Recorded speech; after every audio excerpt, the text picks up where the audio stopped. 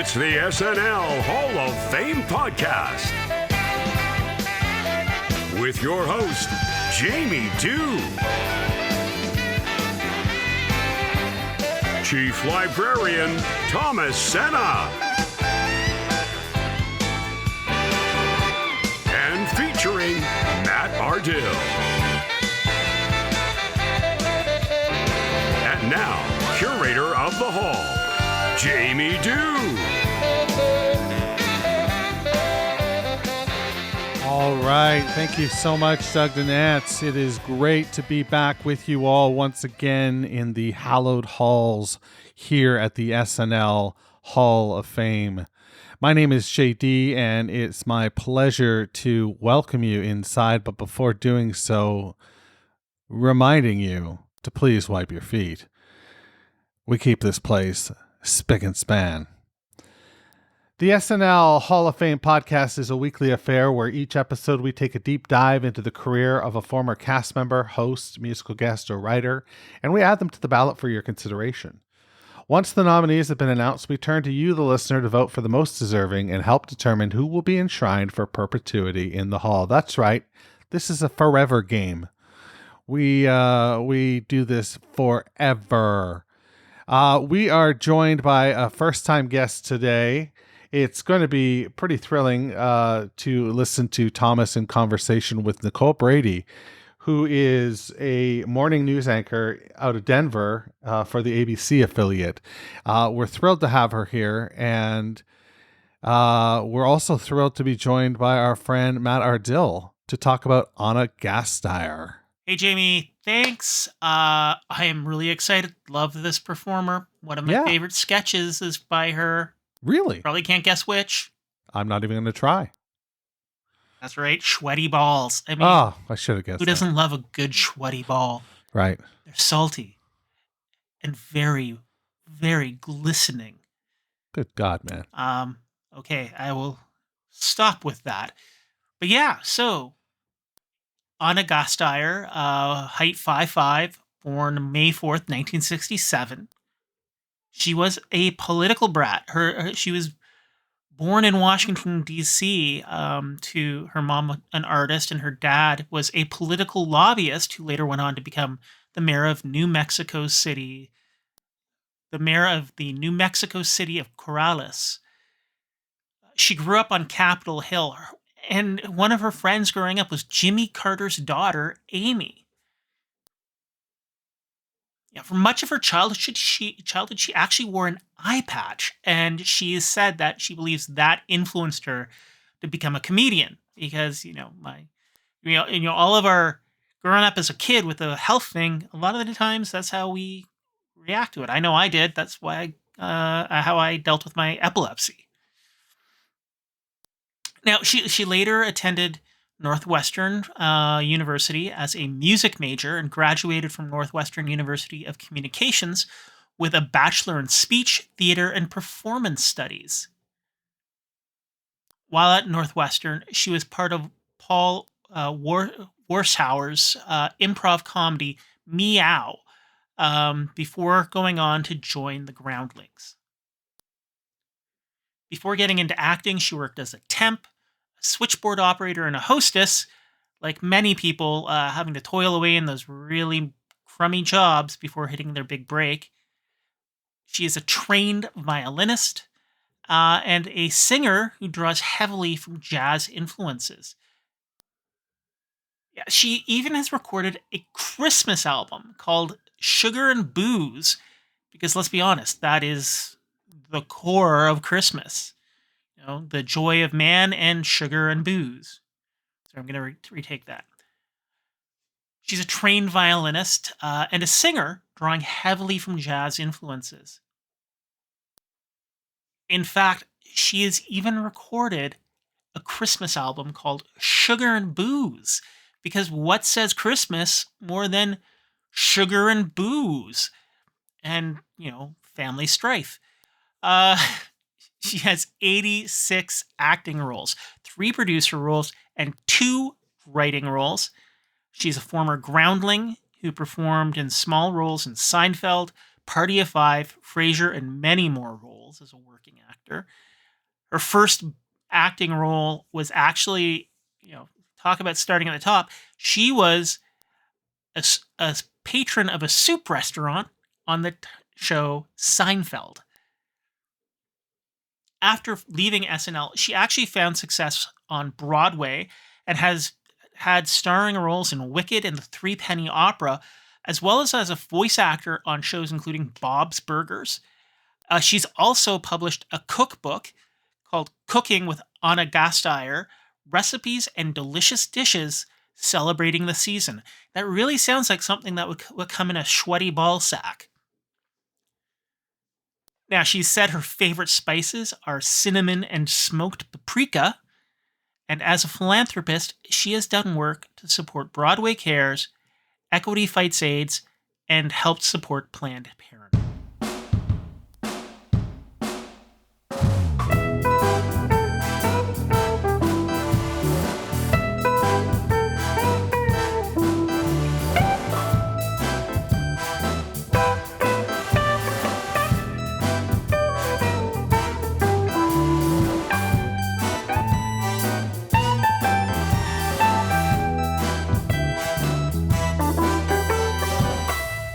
Yes, JD, Matt, that was awesome. Thank you so much. Today we are talking about a wonderful cast member from the late 90s and early 2000s. And my guest today, I have the honor of welcoming my favorite news anchor in the United States, my friend, someone who's witnessed me do hours of karaoke in a whole lifetime ago. I want to welcome Nicole Brady to the podcast. Nicole, how are you? I'm great, Tom. Thank you. You are my favorite radio/podcast broadcaster of all time. Oh my gosh. From the days when we used to toss to you for traffic in Albuquerque. Yes. And now moving up, doing way more fun things, I guess, getting to talk about Saturday Night Live. Oh, I love talking SNL. I love doing traffic too. Back in the day, in the mid 2000s, Nicole was a news anchor in Albuquerque, New Mexico, and I did traffic for a radio station. So I would do traffic for the TV station, and we had a lot of fun times. As much fun as you could have at 6 a.m. talking about the traffic on television. But it was a great time. I love those days. Yes, it was. It's crazy to think how long it's been.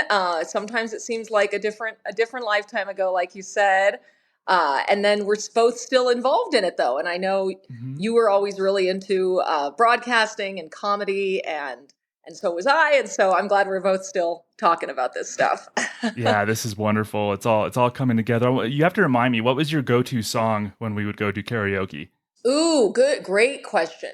Did I have a go-to? God, my husband, as you remember, certainly would have had. He brought the house down. His go-tos. What do I like? I don't know. Gosh, Tom, you put me on the spot. I was all prepared to talk about SNL and not my own karaoke history. Well, I did Marvin Gaye. I think you had the privilege of watching me do like Marvin Gaye and probably Careless Whisper, a Total Eclipse of the Heart. Maybe I have a memory of that. So. Yes. Those are good ones. Yes. No, my husband used to like to do "I'm Just a Gigolo." I don't know if you remember that one. Yep, that's right. He always liked that. We did a good David Lee Roth. Yeah. The David Lee Roth version. Yes.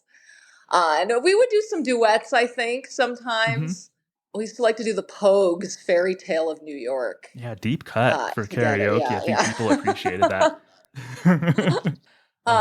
So gotta get. I have not been in a publicly performed karaoke in a while now. We've done some at home, but we got kids; they are getting into it.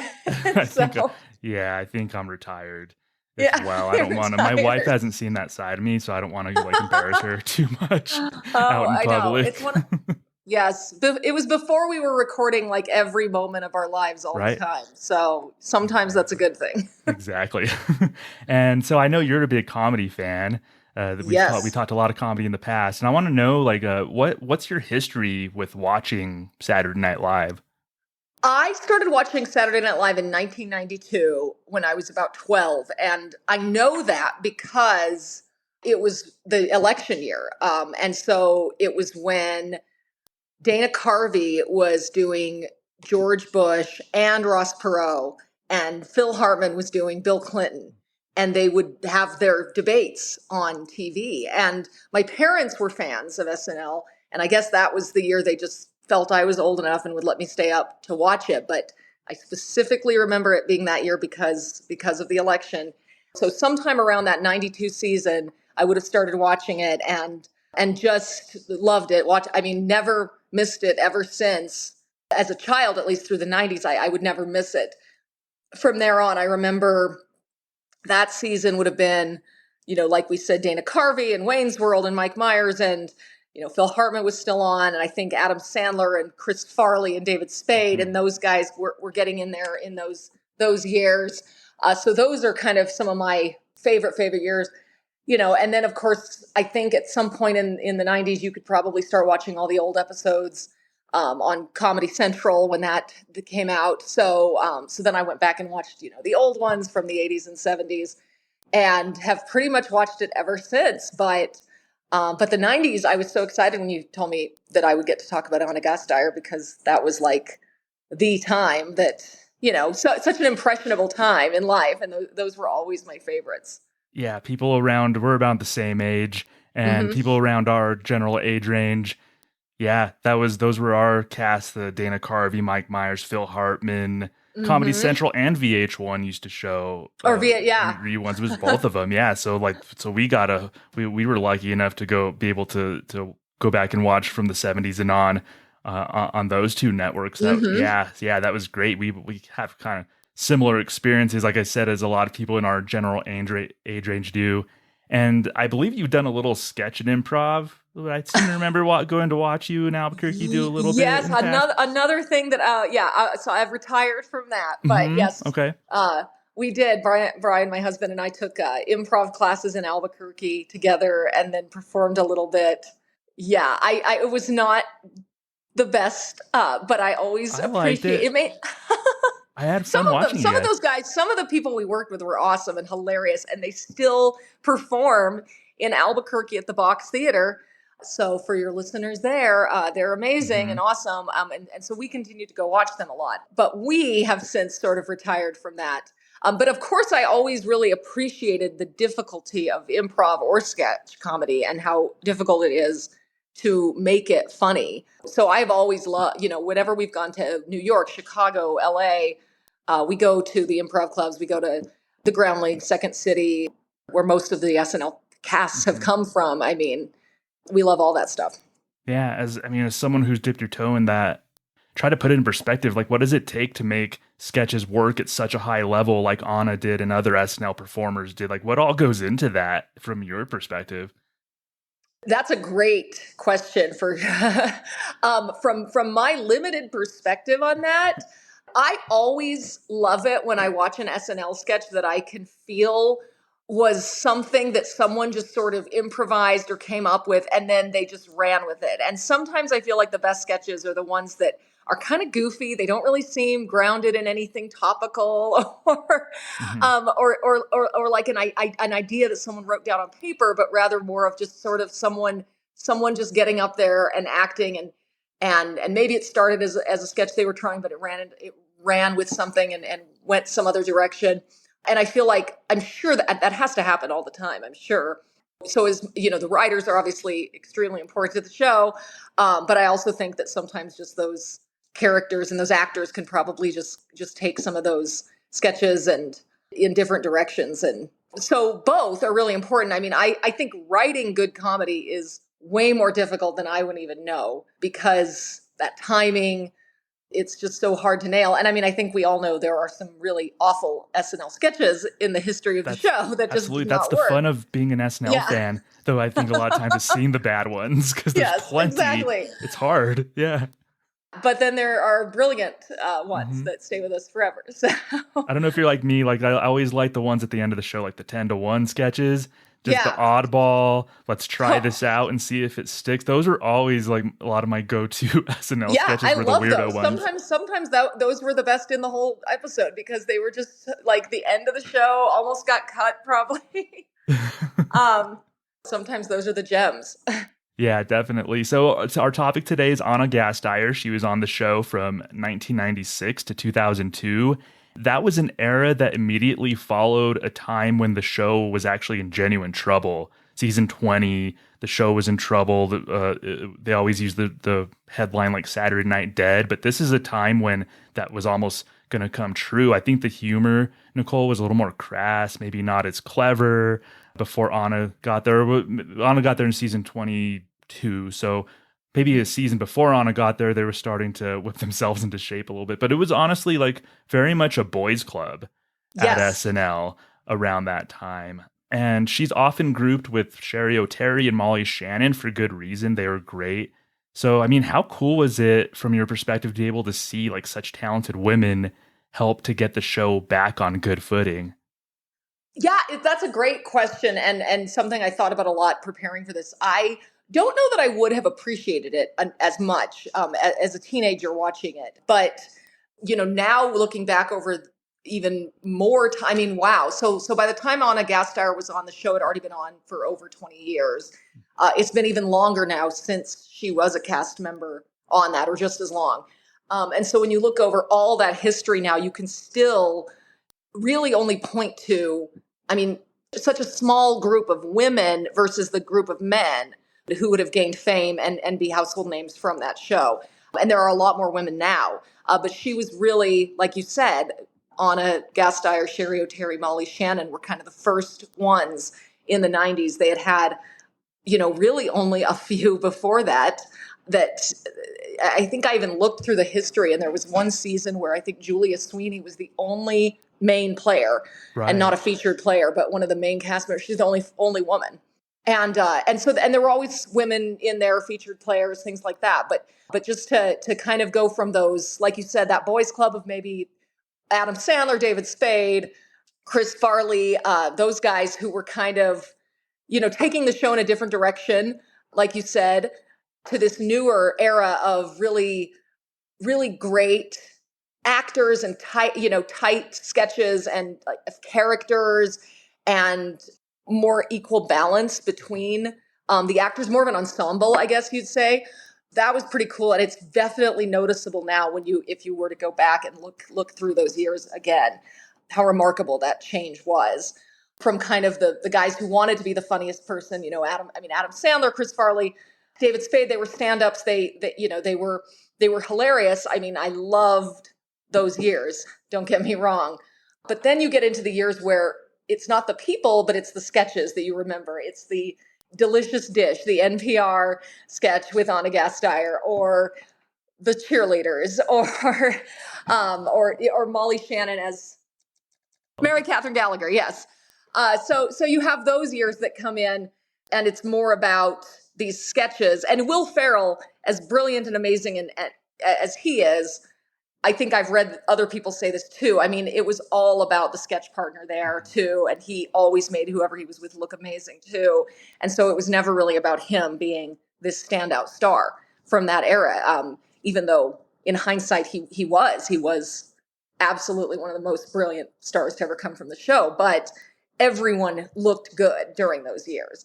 And I think the women, it was really the first time in a long time you'd seen fully female-led sketches in some of those instances that I mentioned with the NPR ladies there, or some of Ana Gasteyer's characters that we'll talk about more when she did The View, with where she would play different characters on that, and Sherry O'Terry was Barbara Walters, and so you really started to see a lot more women-led sketches during that time.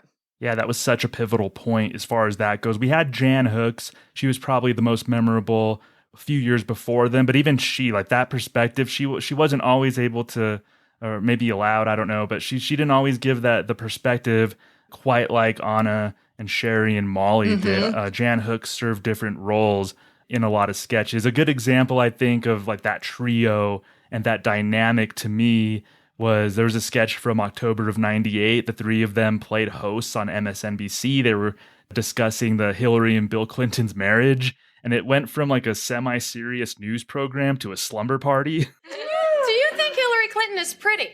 Oh, she is definitely pretty. Oh, come on, that left-wing feminist prop propaganda. She's not that cute. She has a very pretty face. Sharon. Well, not to sound like the president or anything, but it really depends on how you define pretty. I mean, she's not like model pretty, but like on a scale of 1 to 10, if 1 was like the Crypt Keeper and 10 was like Jennifer Love Hewitt, I'd say she's like like a 6 or a 7. Oh, come on. Yeah, I think Hillary's the kind of pretty where, like, if you didn't know her, she wouldn't catch your eye, but if she was your friend, you'd be like, oh, she's totally pretty, Something like that you might see in the late 70s with Gilda and Jane and Lorraine Newman. But something like that, we hadn't seen something like that in a long time. Lucy Lawless was playing a legal expert who got in on the fun. So just to see that perspective of like, we're serious news people. Now it's a slumber party because that was commentary on how the Clinton scandal was being covered around that time. That was just such a great example to me of that perspective and how the three of them played really well together. I loved revisiting some of the commentary on Bill Clinton that they had during that time. That was fun. So we could get into some of those sketches and characters. Yeah. So what's like maybe one of the first ones that comes to your mind when you're thinking of Anna Gasteier? A couple. I mean, one of the first ones that comes to mind is I loved Delicious Dish, NPR. They nailed that so well. And I remember, because I would drive to school at that time, so I do remember listening to NPR, and they were so spot on with how those hosts talked. Now, Terry, the days are getting longer, and the mercury is rising. It sure is, Margaret Jo, and that can only mean one thing. Summer. Now, one of my favorite things about summer is that you can have your meals outside. That is neat. Yeah, it's fun. Because it's warm. It's warm outside. Yeah. Summer's my favorite season. Same here, because it's hotter than the rest of the year. Yeah, it sure is. Yeah, it's neat, isn't it? It's fun. It's neat. It's neat. Good times. Yeah, it's fun. Compared to how most of us listen to the radio and the shock jocks and whoever that you listen to the radio, back then and still today to some extent, I don't really. I was part of a morning zoo myself, of a little bit on KOB-FM. I was kind of like a part of something like that. Exactly. You have that style, and then so NPR was just so different, and they just nailed that. And even they were so funny with their soft spoken and their comments to each other, and just it's hilarious. They just were so spot on, and then of course they had just the funniest topics and guests. I mean, the sweaty balls with Alec Baldwin is a Christmas classic. Tell us about your balls, Pete. Well, over at Seasons Eatings, we have balls for every taste. Popcorn balls, cheese balls, rum balls, you name it. Wow. My mouth's watering just thinking about those balls. It's been years since I've seen any balls. Would you like to see my balls now? Yeah. Whip them out. Whip them, babe. That just is one of those that's in pop culture now. That's, if you say that term, people know what you're talking about. Yeah. Usually. And then they, I rewatched an episode with John Goodman on there that cracked me up. So the guests that they would get on, what they would get the host to do in there. So funny. So I loved that one. Something about the Delicious Dish, what really stood out to me was just how it takes a lot of confidence to do something so quiet, to do material that quiet. Like, it was very quiet, understated, even before all the innuendo would start. Like with the sweaty balls, Alec Baldwin didn't get on screen for like 2.5 minutes. And sometimes that's an entire sketch. So Anna and Molly Shannon had to carry the sketch with an understated, quiet kind of tone. And that takes a lot of skill. That takes a lot of confidence in the material and the performance to not shout something from the rooftops like that. Does that make sense? I 100% agree. I mean, when you watch those again, you realize how it doesn't come out, and it is slow. They're longer sketches. And I don't know what the average time for sketches, if it has grown shorter or longer or whatever over time, but but just to let something just kind of settle in like that and rely on the characters. I mean, that must have been a lot of trust that the producers, that Lorne Michaels had in those actors, because I mean, they were beloved. I mean, people loved SNL at that time for Molly Shannon and Sherry O'Terry and Ana Gasteyer. I mean, the women were a huge part of the show's success at the time, and so I think they hit on something at that time where just being funny and kind of doing pop culture references and things like that really just worked at the time. Yeah, and even though the material is quiet, like what stood out to me too about watching Anna perform, a little subtle thing, I guess, that it made the sketch work, is she doesn't play it as bored. Even though the material is quiet, you never think that she's bored talking in the sketch. Like her facial expression is key. Like she knew the right tone to carry. She always has like a smile, like an excited smile on her face, even though her delivery is very dry. I don't know if you know this, but there are a lot of different kinds of ice. Yeah. You're absolutely right. There's cubed ice. Crushed ice. Cracked ice. Shaved ice. Shaved ice. I didn't know ice could grow a beard.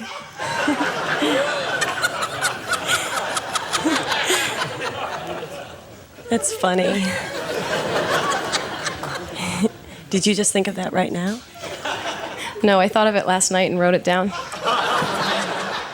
If she broke in these sketches, they would die. Like they wouldn't work. Like there's some sketches where it's fun to see them break. Something like this, It would just totally ruin all the comedy. So that's something about Anna's performance that just struck me rewatching these, was just she carried the perfect tone. I don't know that she ever broke that I remember seeing. I mean, I don't know that group really was known for that. But I mean, they took it seriously to the extent that, I mean, it was hilarious. They were zany and wild and out there, but in the performance of it, it was all business there, and just great acting and comedic timing and really getting into those characters. I mean, it's fun because I just can't even picture Anna Gasteyer ever breaking up or laughing during a sketch. And no, not really. That was Jimmy Fallon's department in Horatio. That started a lot with Jimmy Fallon for sure. Yeah. But no one was going to be the one who's throwing it off, kind of, in those cases. And so, yeah, you're right. Like that would have just to laugh or to throw something else in would have thrown off that sketch. But these delicious dish sketches were just classic. Good times, Nicole. Good times. So delicious dish, awesome. What's another one that you were going to mention? So, of course, so much of Anna Gasteyer is like a duo, obviously. So pairing her with Will Ferrell for The Culps. When life's little emergencies come at you, try a little CPR, cardiopulmonary resuscitation. 1, 2, 3, 4. Here in my car, I feel safest of all. I can lock all my doors. It's the only way to live in cars. In cars. I mean, that was when I was in school still. And so you had the Bobby Culp and Bobby and Marty Culp coming on and doing school assemblies, playing these ridiculous songs, committing to it fully. That's kind of what I meant to say earlier, is they just committed so fully that's really what I meant when I say serious. They were just so committed to those characters. And it was hysterical. I loved those sketches when they would come on. And I think some of it was being a high school student at the time. Yeah. And being able to relate to these ridiculous adults coming on stage to talk about drugs or things and singing these ridiculous songs. I think Anna Gasteyer actually has a very nice voice in real life. She's a great singer. Yeah. She's a trained singer. I think she did Wicked, and she's done like musicals on stage. Yeah, and she's very, very good. And I think the sketches partly worked because she's such a good singer. Probably kind of added like hitting, to it. you can, exactly. It's not horrible to listen to by any means. It's just hilarious. It's just funny because they're just so out there and wild. And I love that one because with both Anna Gasteyer and Will Ferrell, I just feel like they work together so well. They might have played off each other so well.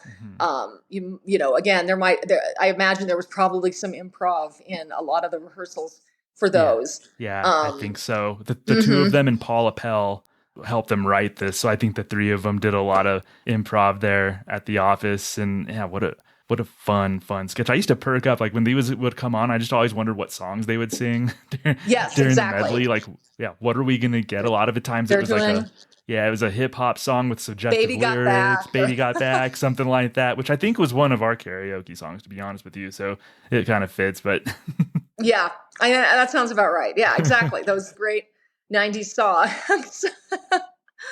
That was amazing. I loved her as Martha Stewart and Celine Dion. So we can talk about both of those. I mean, so obviously we talked about some pairings that she had as a solo kind of performer. Obviously, Anna Gasteyer could hold a whole sketch on her own. I recently was reading in getting ready for this that I just Googled Anna Gasteyer, Martha Stewart, hoping to find a clip, and of course I did. But I was reading that she credited the topless Martha Stewart Thanksgiving clip with preserving her job there. She said in an interview that was when she knew she wouldn't get fired from the show because it just was such a hit. And it was. That has come up in a lot of the holiday specials, of course, over the years. So it's one of the sketches that I'm a little more familiar with of her Martha Stewart impressions. And it cracks me up every time. Hi there, I'm Martha Stewart. It's my favorite time of year. Sleigh ride, caroling, and wassail. These are just some of the things that remind us all of Christmas. She's so deadpan in a way and dry, like you said, similar to some of her other characters, but just hilarious. With just a black bar over her top there. And the whole thing, it's just so brave. And she's just, really out there bearing all on her own out there. But Martha Stewart was brilliant. Again, kind of like NPR, it just nailed the absurdity of her in some ways of that character of having this homemaker like that on TV kind of. And so that I just always loved Martha Stewart. Around that time, Martha Stewart, that was before she went to prison. Yes. So she was just thought it's just kind of cookie cutter, no pun intended, boring kind of lady on TV. So that's where a lot of the comedy came in. And then afterwards, she has a little more, she's best friends with Snoop Dogg now, and she's been in jail. But back then in 1997 or 98, she had just this square, dry persona. So it was even funnier back then. Everybody saw Martha Stewart topless with a black bar covering her, and it was like such a opposite of how we viewed Martha Stewart. Oh yeah, scandalous kind of. Yeah, exactly. Yeah. And that shoulder shimmy at the end that she does, just like the perfect like capper to that sketch. It was wonderful. She had two other really good ones that I liked, like. If anybody hasn't seen these, go look them up. It's a St. Patrick's Day sketch when she played Martha Stewart. It was like a little edgier persona. Again, in that St. Patrick's Day sketch, it's kind of played against type as far as what we know about Martha Stewart, kind of revealed a sort of dark personality underneath all of that. There's a Halloween sketch that's really funny. She's giving tips on pranks. Toilet paper has become a staple of the Halloween prankster's toolkit. I'll show you how to design, plan, and implement a TP job that is both visually stunning and full of mischievous good cheer. This is what I did to my ex-husband's house. The egg has been the weapon of choice for Halloween revelers for hundreds of years, chosen for its sticky texture and its lingering sulfurous smell. Eggs are a great way to make a lasting impression. A robin's egg splatters in a prism of harvest colors. And apparently it has to do with, like, she mentions her ex-husband, and there's a lot of like funny bitterness, something unhinged underneath the surface that Anna does a good job, I think, of letting out in small bits. I think to me too, Nicole, when I see really good comedic actors, like Phil Hartman used to do this really well, is where he would play it straight and have a straight delivery, but you can tell there was something really unhinged below the surface. Is like that's something that you've noticed with some sketch performers. Yes, I think you're right. They are not letting on how ridiculous this could get, I think, in some ways. I think you're right. That in the Martha Stewart example, exactly. She's committed to playing it so straight. And of course, when in Saturday Night Live, when they bring back characters, as they do over the years, we've seen so many recurring characters. So you have to push it a little further each time and make it a little different each time. And so I think in those later sketches, when it got darker or just sillier, you still have to stay fully committed to the to just kind of the seriousness of the character, and it just makes it funnier. So I certainly think that that's true, especially of those recurring characters on the show. Yeah. A character that she was played really big though, and we were going to talk about was Celine Dion. Yes. So which I love. Yeah. I loved her as Celine Dion because that was when Titanic came out, and that song My Heart Will Go On was everywhere, and you could not escape it. And she was, and so Celine, people had a love-hate relationship with Celine Dion, and she was hilarious. I mean, the accent wasn't exactly spot on, but it was just hilarious. You look beautiful, and I can't believe your album had sold 10 million copies. Actually, it was only 3 million. Oh, that's right. My album had sold 10 million copies. I'm sorry. Would you do the honor of singing me one of your hit songs? I would be happy to. Hey, what about me? Oh, I'm so sorry, Shayna. Would you do me the honor of listening to Mariah sing? Total caricature in that case, and just probably one of the bigger, like you said, more zany roles that she did was Celine Dion, and just, I am the best singer in the whole world. I mean, she just made it bigger and better, and I always loved it when she would do that one. Something I love about impressions, you may agree, is to me it's not enough to sound like the person exactly. That's fine. It's more of like a parlor trick or something to sound exactly like someone. There needs to be a viewpoint, a take about that person. And I think this Anna Gasteier had one here with Celine Dion, the bragging about herself, often in like a passive-aggressive sort of way, liking the spotlight on her, pushing Mariah Carey, played by Sherry O'Terry, away from her. I think Anna really found a take on Celine Dion, and not just here's an impression of Celine Dion. Yes. Yeah, absolutely. That's such a great point about impressions. Because it is impressive when someone can do a really spot on voice. And I could watch the greats, Dana Carvey, do impressions all day. Not that he doesn't also do a take. I mean, he does, but some of the funnier ones are the ones that are not, they don't necessarily look like the person exactly. They're not dead on, but they just take it and run with it. And yeah, she definitely hit on that sort of love-hate relationship that we had with Celine Dion. Yeah, you had to be there in the 90s to get that full, like, Celine Dion everywhere, as you mentioned. Yes. It was just in our faces all the time. I don't know if you had a chance to rewatch any of the Cinder Calhoun sketches. That was an interesting one, the Lilith Fair stand-up comedian. Yeah, so when did you discover that you were funny, Cinder? Actually, it's a funny story. I was backstage with Tracy Chapman at the Random Acts of Kindness tour a couple years back, and she was kind of down, sort of in an emotional K-hole of sorts, and I really wanted to lift her spirits, so we decided to, just take a ride down to the juice tent, and so we get in her car, and I just turned to her and said, "You got a fast car."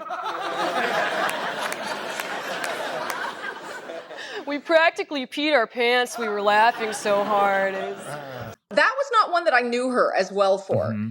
And so that was kind of fun. I watched the one she did with Sarah McLachlan. And, but again, it was very 90s, during that, that era of female musicians, Lilith Fair.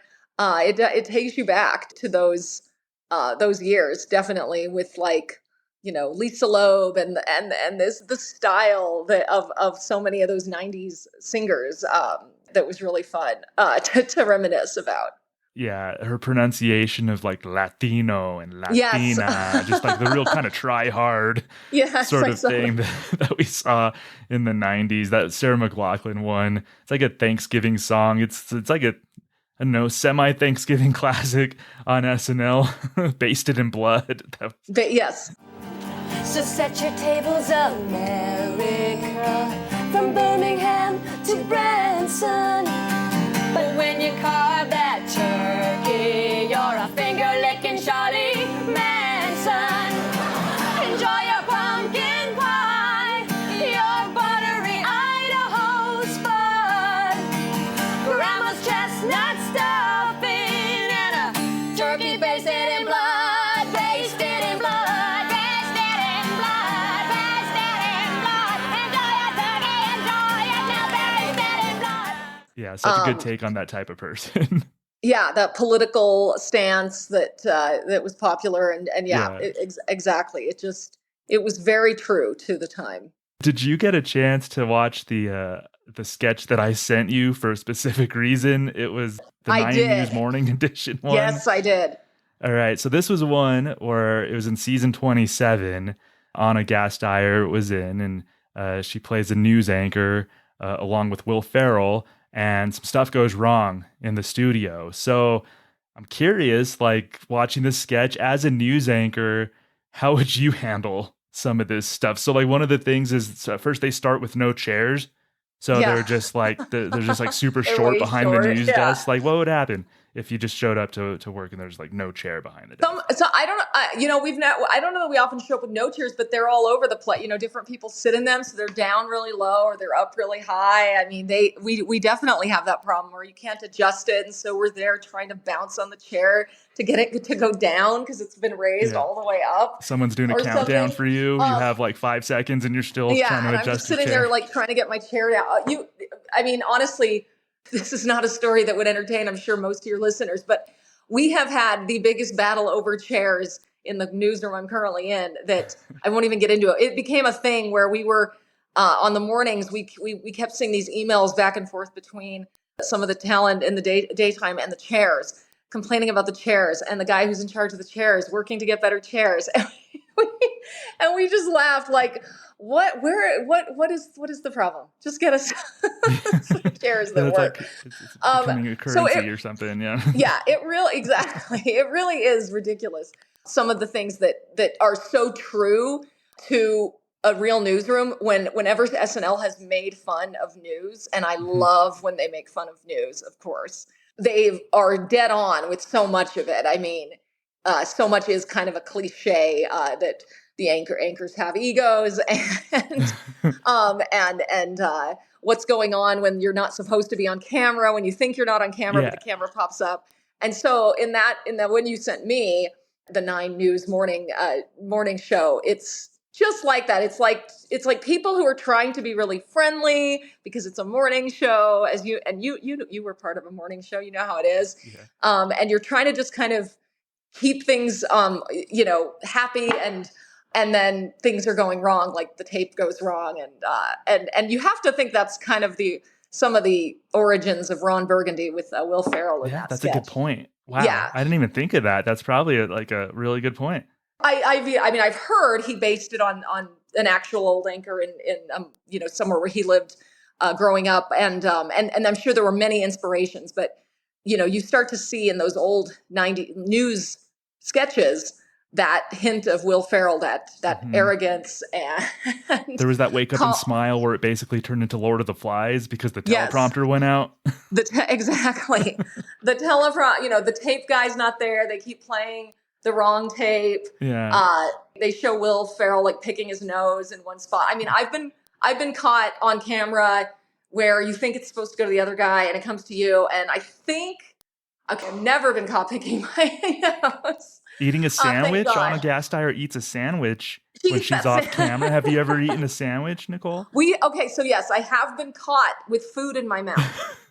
So not too many times, but I've been caught with having taken a bite of something and it comes back to you sooner than you thought. And I think the last time it happened to me, so a few years ago, but it wasn't like gum or something where I could just kind of spit it out real quick. I just had to finish chewing it.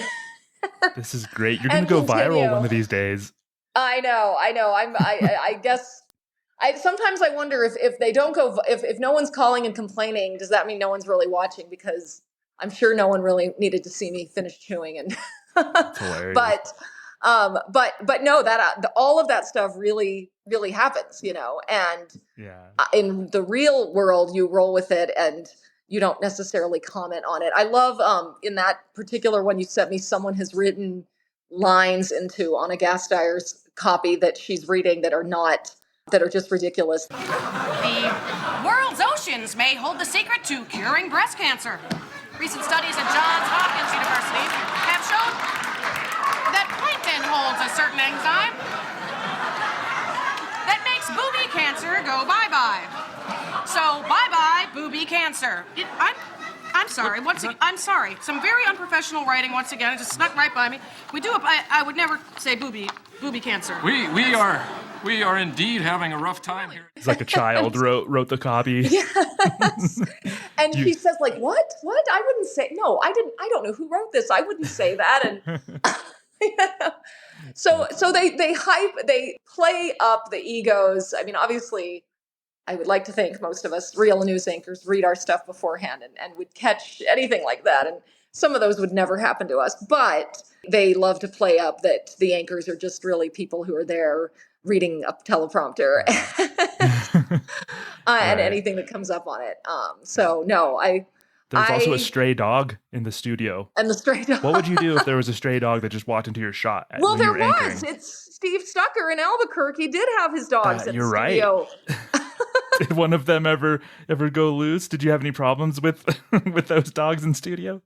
We had, so a few that I remember, one time, those dogs, Steve was a dog trainer as well and had his dogs really well trained.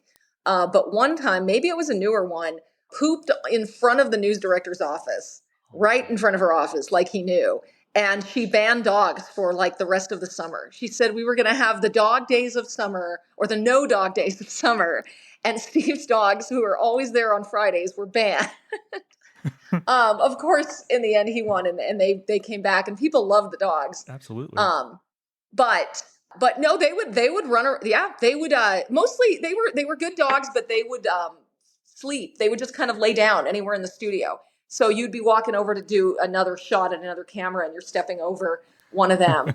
I don't remember all their names, but yeah, they were well behaved. But Steve would get some other animals and groups to bring on animals sometimes. And I remember a bird that someone brought on once that would not stop squawking. And it was doing it while we had gone on to the serious news. Oh my gosh. And this bird is still squawking. I think I might have that on tape somewhere, but it was that was an SNL moment. That was a true, there is a bird squawking through our newscast right now, and you would have to see it to believe it. And I just, so I'll have to go dig up some old stuff and see if I can share some of that.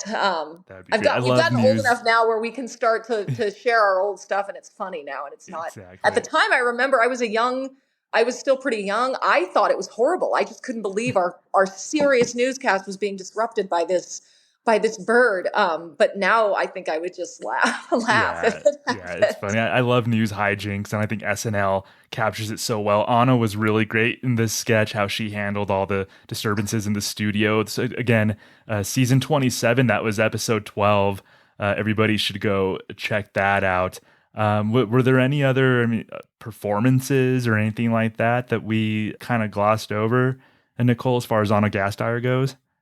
I actually had never seen this one live, but I watched her do Dr. Laura. And that was a really funny one that comes up in her best of series that you can watch on YouTube. Cedric, hello. Oh, hi, Dr. Laura. I just want to say that I'm honored to talk to you. Mm-hmm. And, well, I'm my kid's dad. Appreciate it. Don't have time for it. What's your question? Oh, well, my new wife's parents... New wife. New wife. What happened to the old wife, huh? Do we just sort of trade her in for a new model, which started making a knocking sound? Well, actually, she died. But my new in-laws are Well, I guess we're only concerned with the new wife's parents. I guess when old wifey died, the rest of her family just went down with the ship. What's your question? I was wondering if I No. Wonder is a brand of bread. Don't wonder. Ask. My mother-in-law was actually a big Dr. Laura fan, so I'm pretty familiar with Dr. Laura and her style of advice over the radio. And she was just hilarious, just so mean to the callers. And I thought, wow, that was great. I mean, just again, just taking a current figure in the media and in pop culture that some people would have been, I wouldn't have probably been aware of her back then. So that's probably why I kind of missed the sketch. But nowadays that just really, that had me cracking up. And then, so yeah, that's another thing. Some of these, are funnier on rewatch because now you really process the kind of the people in the news of the time and the characters. I mean, like I was saying, I really thought it was hilarious watching The View again, and what they said about the Bill Clinton situation with Monica Lewinsky and those things. So Anna Gasteyer, I saw she played Joy Behar on The View. She also would play a guest star at times. And so that was really funny. And again, just all female driven. It's the women of the show just carrying the biggest kind of stories of the day that SNL, would have had very high up in the show. And they just nailed it.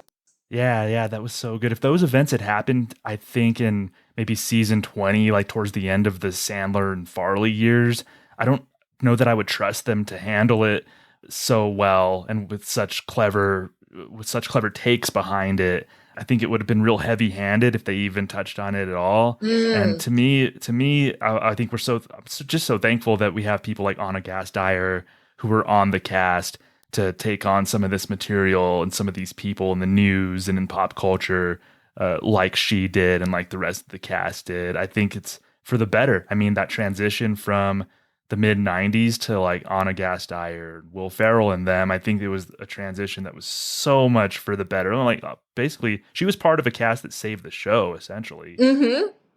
Yeah, absolutely. I mean, as you said, that was one of the years that they were really looking at ending it and feeling it had run its course. And that really, like you said, it kind of got them back to tighter sketches.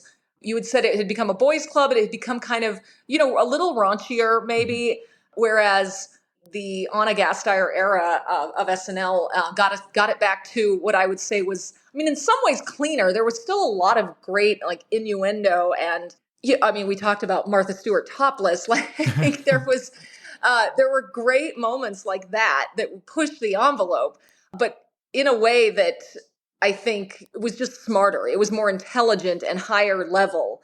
So if there was innuendo, if there was some crassness to any of it, it was definitely done in a way more intelligent way. And I mean, I think that was a period of time where in those subsequent years you saw Tina Fey come in and new writers, and a female writer. And I mean, Paula Pell had been there, like you said.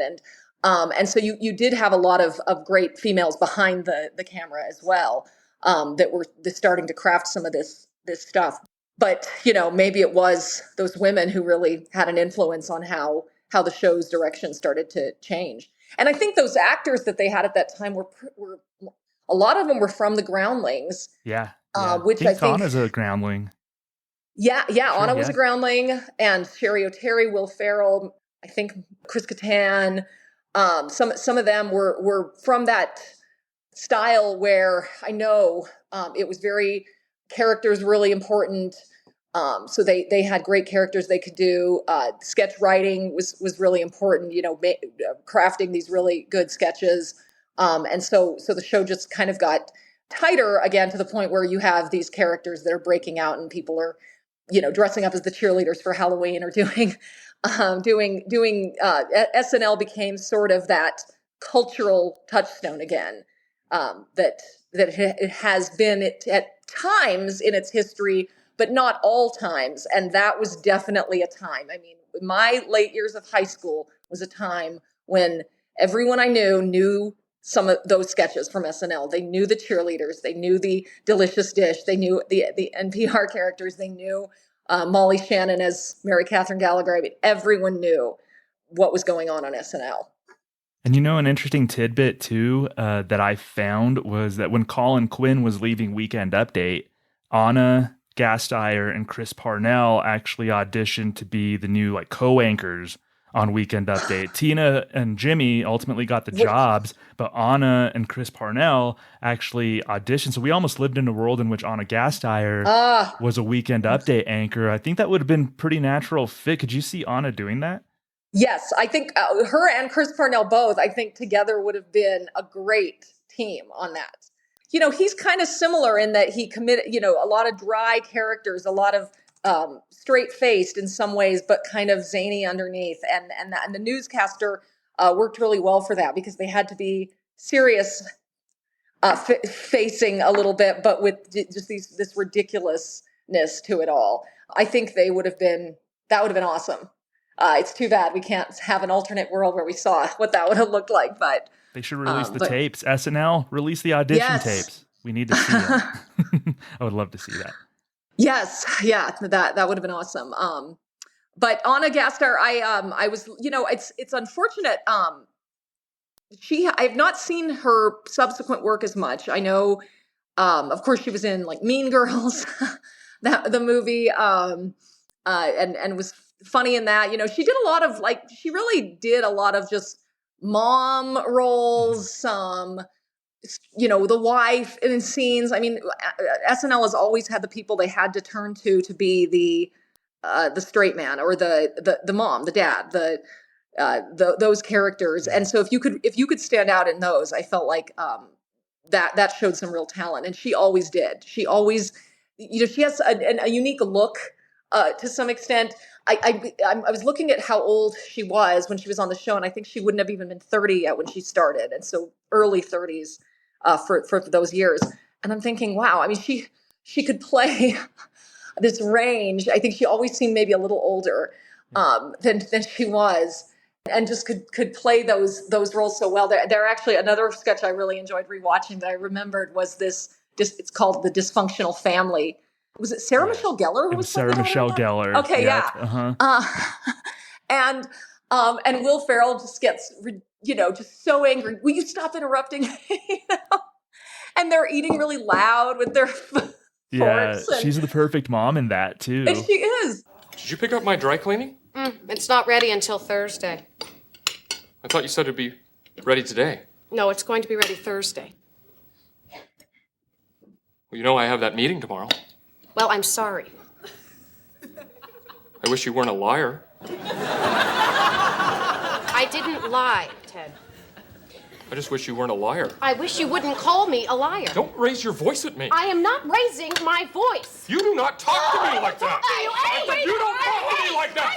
I work too hard to deal with this stuff. I work too hard. I am a division manager in charge of 29 people. I drive a Dodge Stratus. It's hilarious. It just, Will Ferrell alone though couldn't have carried it. It had, it was her reaction and that made it such a perfect sketch because she again didn't break character, held her own against Will Ferrell, a giant, and then the two of them together, they're just so funny because she is kind of apologizing and then finally it kind of all hell breaks loose. But I mean, it's just so funny. It was just such a perfect example of those sketches that I loved during that time that were really just kind of, it's three people at a dinner table. Yeah, slice of life. Those are some of my favorites when you get the one character who's over the top, the others have to, and if they keep it together, I mean, that is just as funny in some ways as when you get to see the few where they kind of crack up. But I love I love just thinking like, how hard would it be to be in a room with Will Ferrell becoming unhinged at the dinner table and not just start laughing and that What a pro. that was a really fun one to watch. I just so kind of back to what where I was going with that was she's played some. I know she's been in some roles since, and I think even a show. I do remember that about auto American Auto. sales. American Auto, yeah. Yeah, I watched a few episodes. Yeah. It was pretty funny. I don't know. I just got so busy. But I would like to go back to it. But it had a lot of promise from what I saw.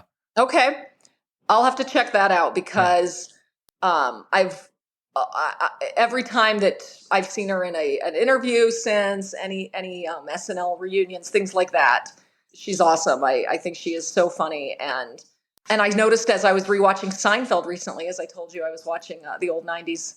I'm really into the 90s nostalgia right now. She was in the Snoop Nazi episode. Yeah.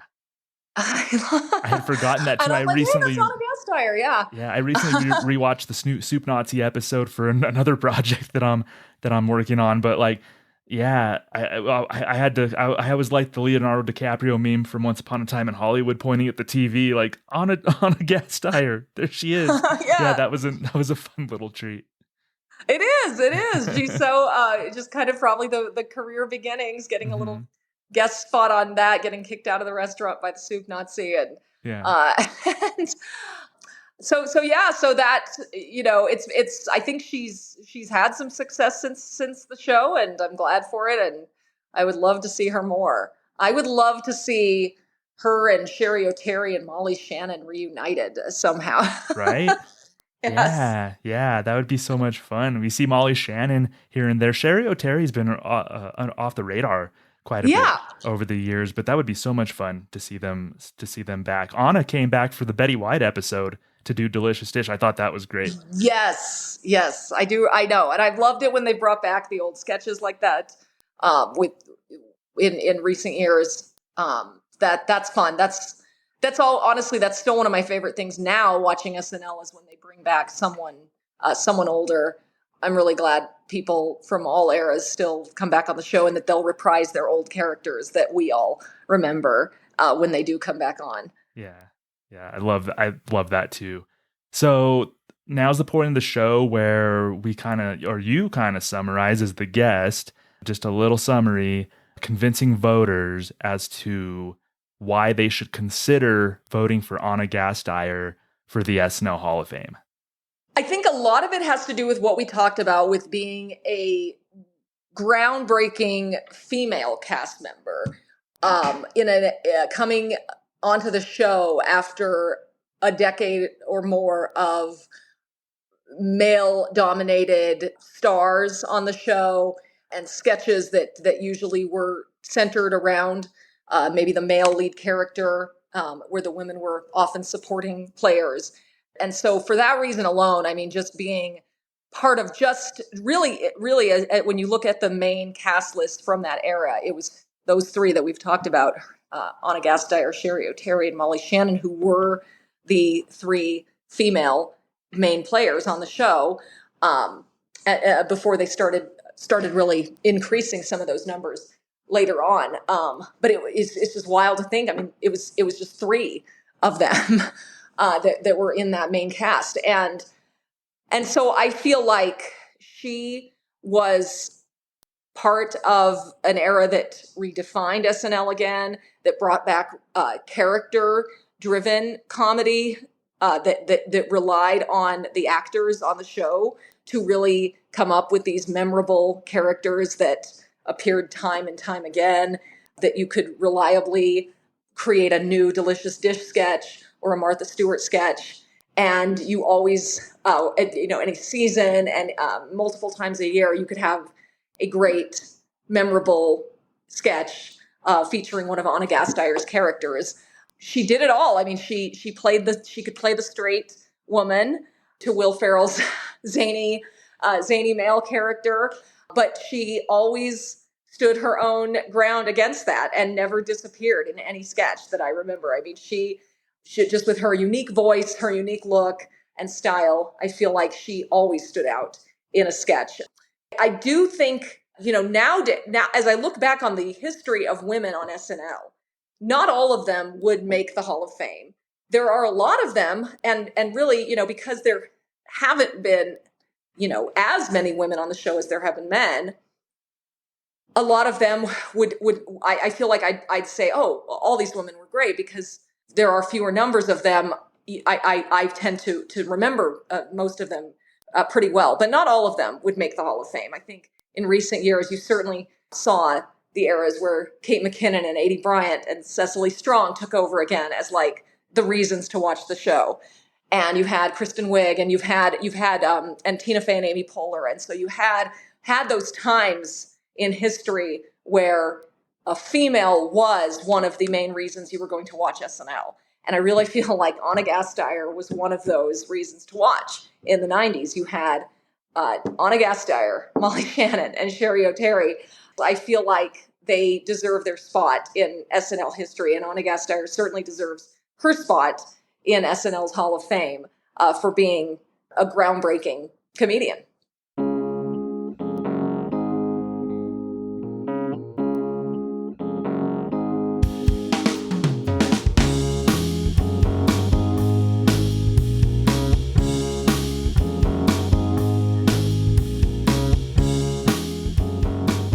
So there's that. Thank you so much to our guest, Nicole Brady, and many thanks to Thomas for a wonderful conversation about the great Anna Gasteier. I'm not sure where I lean on Gasteier. I don't think she belongs on a first ballot. I don't think she does. I feel like she's got to earn her way in. A little more time is needed. But let's listen to her sketch. This is Anna playing one of her most familiar characters, Martha Stewart. And Joan Allen is playing Martha Stewart's mother in this Thanksgiving special. Let's go to it now. Tomorrow on Martha Stewart Living. I'm Martha Stewart. Thanksgiving. It's not just a day for turkey and dressing. This traditional American holiday commemorates the autumn feast when our pilgrim forefathers and the nearby savages put an end to their vicious fighting. In keeping with that tradition, I'll be joined tomorrow on Living by my mother. Get your bangs out of your eyes. We'll reveal some of the Stewart family's time-honored Turkey Day secrets. The hell we will. Cool it. Mother will share her famous recipe for twice-baked sweet potatoes. Simple, fresh ingredients are the only secret to this classic side dish. Although balsamic vinegar would be a delightful modern addition. Don't be ridiculous, that's acidine. I just thought that maybe... I know what I'm doing. Well, why don't you, Mother, please don't... Please.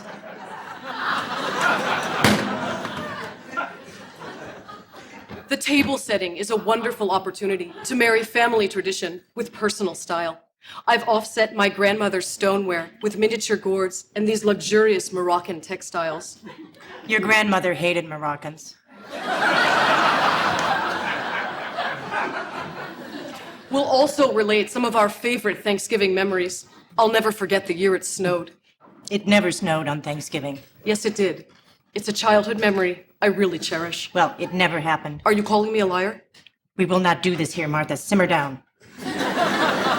Of course, no Thanksgiving would be complete without taking a moment to recall a few things for which we are grateful. I give thanks for Forsythia, Beefeater's Gin, and caller ID. Mother? I give thanks for Talbot's, Beefeater's Gin, and my flawless memory. It did snow, Mother. Martha, it didn't. It was the same Thanksgiving you fired Maisie for feeding giblets to the dogs. Ah, yes, now I remember. You threw my gravy boat at me and broke my glasses. I loved her like a mother. Join us tomorrow on Living. Thanksgiving comes but once a year. And that is a good thing. It did snow. No, it did not. I can't...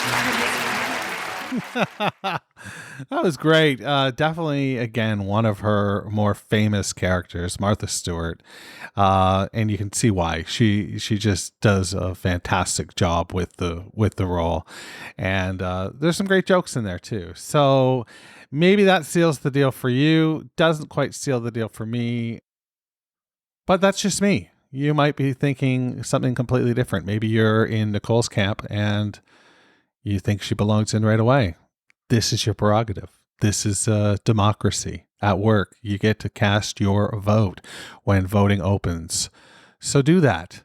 And please, on your way out, as you pass the weekend update exhibit, turn out the lights on the wall, because the SNL Hall of Fame is now closed. Thanks for listening to the SNL Hall of Fame podcast. Make sure to rate, review, share, and subscribe to the show wherever you get your podcasts. Follow us on social media at SNLHOF. This is Doug Denant saying, see you next week.